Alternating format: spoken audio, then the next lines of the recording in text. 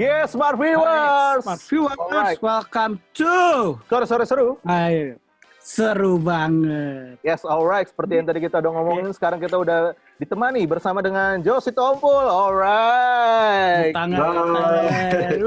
Hai Nathan, hai Loki, halo. Yes, Yo, Jos. kenal. Halo. Gimana? Apa kabar nih? Selama pandemi, set-set aja ya. Ini di rumah terus ya berarti lo? Iya, kebanyakan waktunya emang dihabisin di rumah.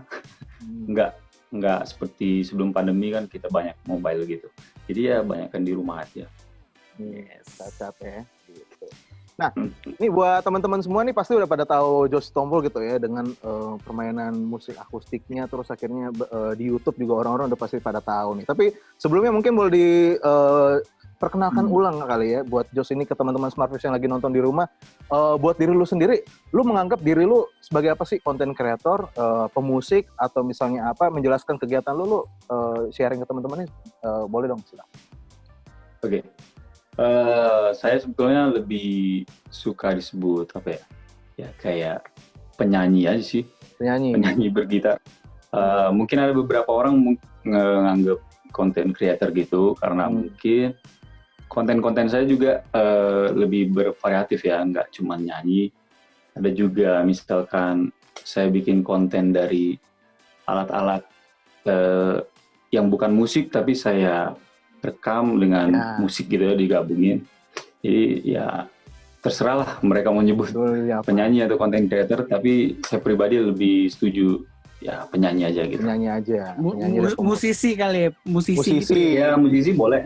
Musisi. Jadi kayak boleh juga. kayak musisi sekalian content creator. Jadi multi talent, ya gak sih? Yes. Nah, ya, boleh juga. boleh juga.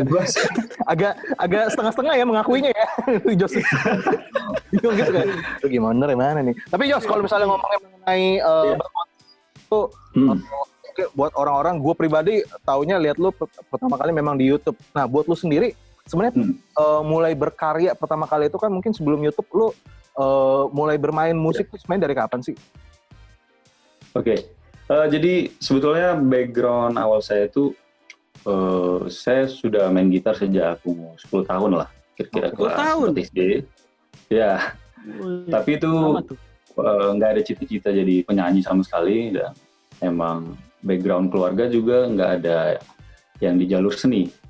Jadi memang saya suka, dan sampai di kuliah pun saya ngambil jurusan musik klasik. Oh, musik klasik? Tapi itu bukan jurusan vokal ya, tapi saya memang pilih gitar klasik majornya. Dan kalau untuk terjun ke dunia tarik suara gitu ya, mungkin bisa dibilang belum lama lah ya. Belum lama. Nah ini berarti baru belakangan, gitu. Baru berapa tahun, baru masuk YouTube, baru main tarik vokal, baru masuk YouTube, baru main tarik vokal, atau sebelum YouTube udah mulai juga sih? Tarik suara kali. tarik vokal. Iya benar. Tarik vokal, suara lu hilang. Malu gue di sini kelihatan gue kamera banget dah kalau di lewat cam ini. Iya, gimana tuh? Enggak kok. Glowing. Iya kan, makanya nih, aduh kan setengah malu tuh kan. Gimana Jos kalau dari? Jadi gini, ada sebetulnya bisa dibilang kebetulan dan kecelakaan gitulah prosesnya itu. Sekitar tahun 2012 itu kan saya aktif di kafe-kafe Bandung gitu, tapi sebagai pengiring, sebagai gitaris gitulah, dan posisinya kalian tahu lah di belakang gitu, ngiringin orang. Dan kadang-kadang juga emang dapat porsi jadi backing vokal, tapi nggak begitu sering. Nah, singkat cerita tuh ada dosen saya satu kali itu ngechat gitulah, Sabtu mau nyanyi nggak? Karena saya pikir job-job kecil kayak misalkan ya ngamen kafe atau apalah, namanya juga anak kos butuh duit ya. Udah sikat. Gas. Ternyata hari Sabtu itu saya dibawa ke studio recording. Waduh. Dia butuh talent. Nah itu pertama kalinya saya dengar suara saya di recording studio gitu ya. Iya. Nah, akhirnya Jangan-jangan Jos ini dosennya sekalian ini eksekutif produser ya? Waduh. Oh, produser rekaman jangan-jangan sekalian Ngeliat ya? tiba-tiba langsung nari. Kayaknya dia yang mau ngejual gitu ya. Dia mau ngejual. Ngeliat, wah ini kayak Maksudnya gitu. boleh nih gue tarik. Oh. Nah, tapi kalau misalnya ngomongin juga, kalau misalnya tadi kan lu bilang ngejelasin kalau kita nonton di YouTube juga mungkin gue ngeliat lu terkenalnya sebagai pemain akustik, terus apalagi tadi lu main gitar klasik. Tapi di belakang sepertinya terlihat semuanya ini banyak ya gitar elektrik sebenarnya. Buat lu pribadi sebenarnya bermula tuh 10 tahun pasti kayaknya apa? Akustik lah ya. Kalau dulu sebelum kuliah sebetulnya fokus ke elektrik. Sebelum Tapi, kuliah malah. Elektrik. Tapi begitu saya memutuskan untuk kuliah jurusan musik, kayaknya saya butuh ke akarnya dulu. Karena gimana pun saya harus tahu akarnya. Dan musik klasik saya anggap basic yang paling pas ya. Makanya saya pilih musik klasik. Nah, jadi saya udah belajar elektrik, klasik, dan pas saya terjun di tarik suara kayaknya agak kurang pas sih kalau cuman itu aja. Jadi saya eksplor lagi ke akustik gitu. Jadi ya untuk sekarang lebih nyaman di akustik gitulah. Untuk sekarang lebih nyaman di akustik itu ya. Itu tuh yang gue baru tahu tuh akhirnya, soalnya memang kelihatan kalau di YouTube gue lihat cover lagu akustik gitu, ternyata memang nyamannya di akustik. Oke. Nah, mungkin dari Bapak Jono Blackpink nih, rambutnya udah dari depan. Jono Blackpink. Mau mengeluarkan tarik suara juga. Tapi ngomong-ngomong Blackpink, katanya Kak Jos juga pernah bawa cover lagu Blackpink ya? Aduh. Iya nggak? Itu sebetulnya partner saya ya. Jadi si Becky namanya. Becky ya, agak nyerempet logi-logi kan, Becky. Iya. Iya itu. II semua pokoknya.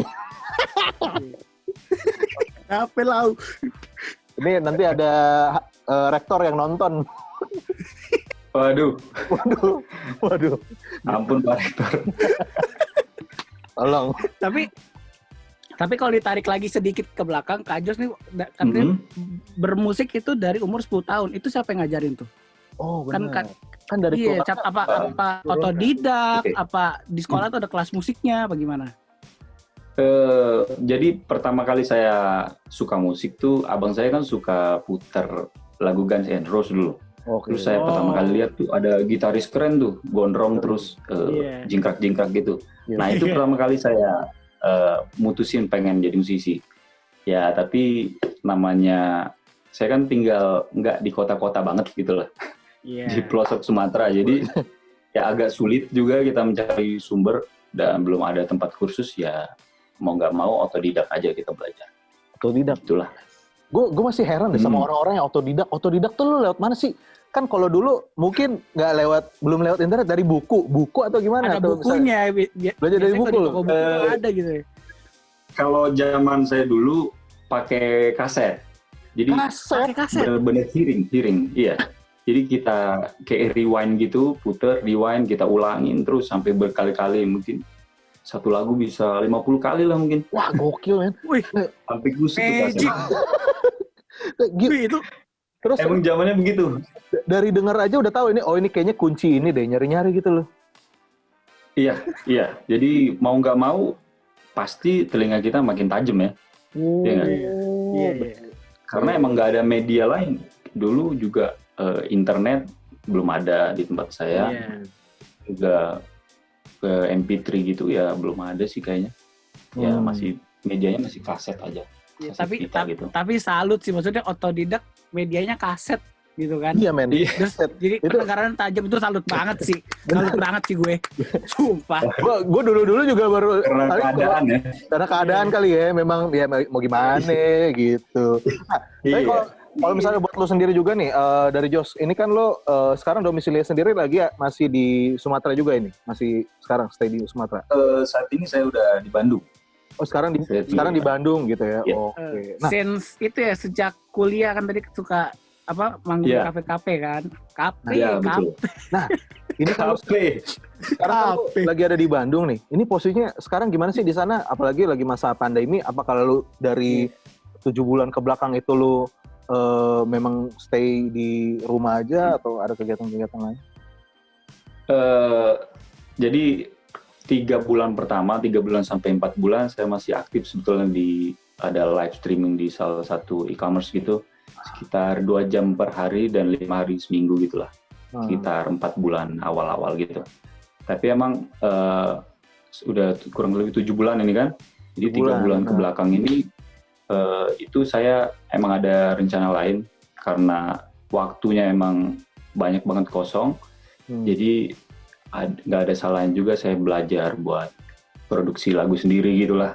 Ada rencana ke arah sana juga. Oh, iya. Nih kita di teaser dikit-dikit nih, kayak mau ngeluarin single di bentar lagi ya kan? Iya benar. Iya, ya kan? mudah-mudahan. Amin. Iya. Tapi gimana? Kalau dari Amin. gimana? Pengen tahun ini atau nanti lihat aja deh gitu. Lu ngejar nggak? Sebetulnya udah 80% sih pengerjaannya. Jadi saya emang kayak digas gitulah karena emang keadaannya gini, kita harus di rumah, ya semua manggung batal gitu kan, semua event juga nggak bisa dilaksanain, ya nggak ada pilihan lain. Kayaknya memang harus berkarya. Mungkin ini jalannya ya. Ada ini jalannya ya. Gitu. Emang ini jalannya gitu ya. Mungkin ini jalannya. Jangan-jangan itu judul ya, mungkin ini jalannya. Lah iya teasernya. Kayak sinetron. Ini dia jalan. Mungkin memang ini ya. Ini jalannya. Tahu. Teaser. Oke. Nah, selanjutnya kalau misalnya ngomongin juga mengenai masa pandemi juga ini nih. Dari Jo sendiri lo melihat pandemi ini sebagai apa sih? Mungkin kayak tadi lo bilang mungkin karena dari ya minusnya mungkin waktunya lebih luang sangat cukup banyak gitu ya, tapi mungkin ada positifnya adalah di situ mungkin lo akan ngambil kesempatan untuk yang nggak bisa lo sempatkan untuk lakukan sebelumnya, mungkin kayak produksi musik. Tapi ada hal lain nggak sih yang lo lihat dari si pandemi ini? Lo ngelihatnya kayak banyakan negatifnya atau ada positifnya juga yang bisa lo ambil? Topik ini agak sensitif ya sebenarnya. Oh iya. Dibahas. Iya sih. Sensitif. Tapi kalau dari sisi saya dari sisi pekerja seni aja ya.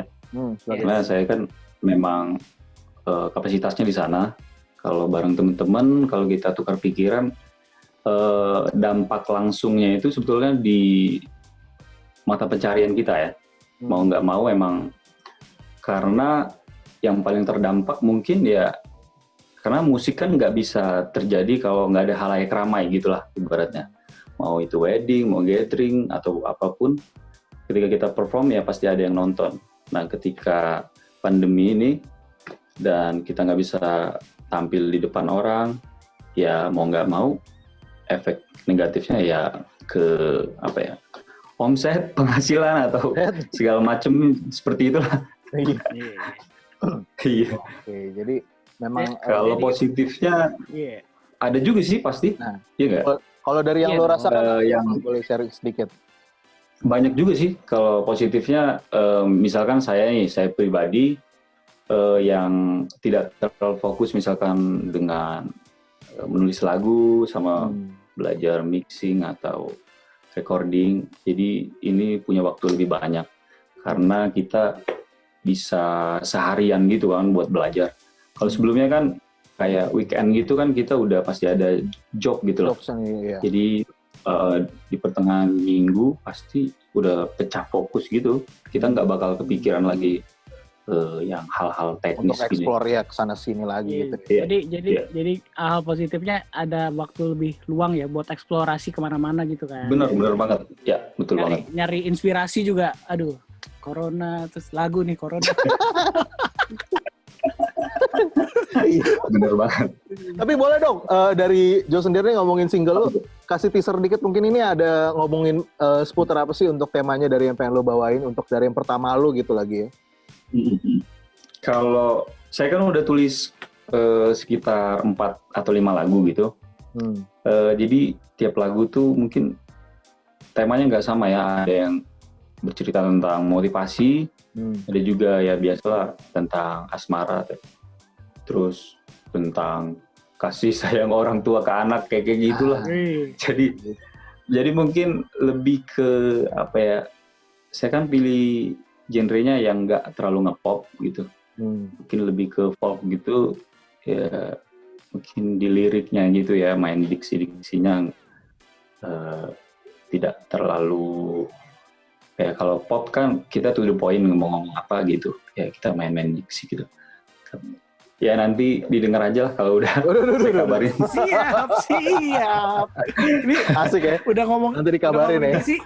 Siap-siap KBBI berarti Smart Viewers. Siap-siap KBBI, bener banget. Wah, ini pasti banyak Apa nih? kata-kata Apa nih? senja manis nih. Yoi. Nah, oke. Sebentar kita tahan dulu ya Smart Viewers ya. Ini ngobrol-ngobrol aja. Iya. Tentunya kita akan ngobrol-ngobrol lagi seputar musik dan dari kegiatan-kegiatan Just Tombol. Oke, pokoknya jangan kemana-mana. Tetap di Sore-Sore Seru. Seru banget.